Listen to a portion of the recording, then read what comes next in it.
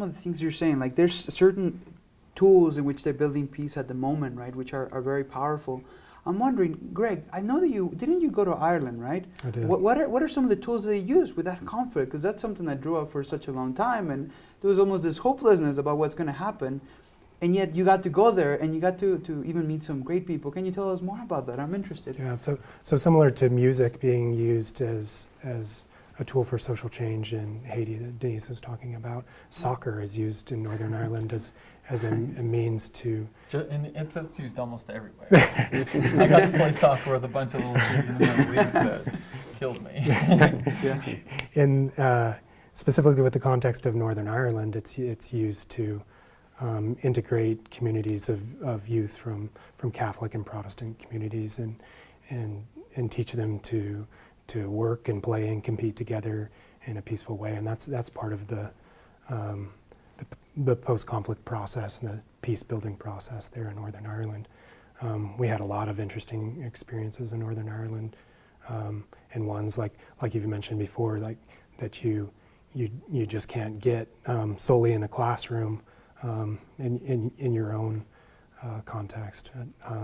Some of the opportunities involved studying at the Irish School of Ecumenics and participating in the INCOR program. We got to study at the Institute for Conflict Research at the University of Ulster.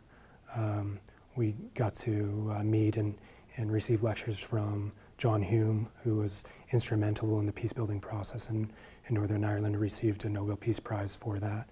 And so we had a lot of amazing experiences there, and in addition to that, I got to go to a conference on sustainable development in Kyrgyzstan. I just got back about a week ago, and got to study sustainable development specifically for mountainous regions, and got to meet with students and meet with many people working on development issues in Kyrgyzstan.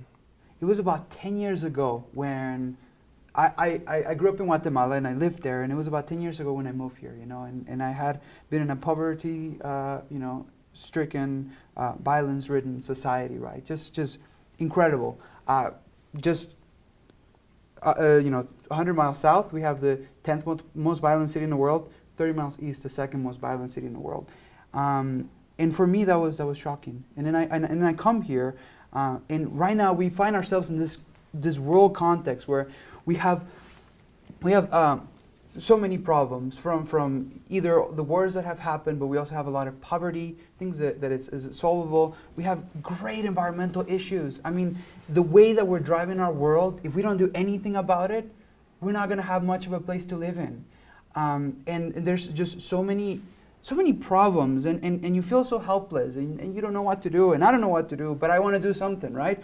And for me, there's nothing more important to be studying right now than to be studying peace and justice, because I think that it is in here that we do have the power to make a difference in other people's life, where I can feel like, you know what?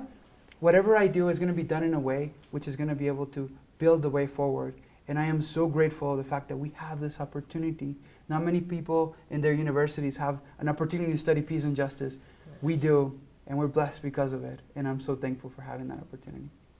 And that's a great point. I know we're going over, but seriously, just the simple fact of, we see peace and we think of conflict resolution, and it's just this huge issue that there's no way we're going to be able to accomplish.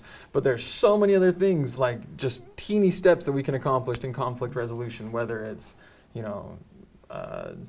a house for abused women or abused children, or just simple things like that that can really help things get along, and conflict resolution and peace and justice and the Peace and Justice Studies program, that's what it is. That's what it is about. And we get a chance to be a part of it.